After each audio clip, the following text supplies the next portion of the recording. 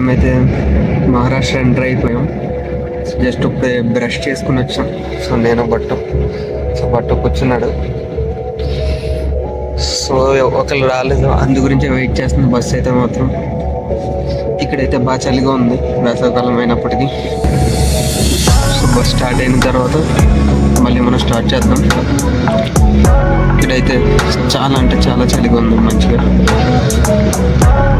So guys మేమైతే పూణే వచ్చేసాం.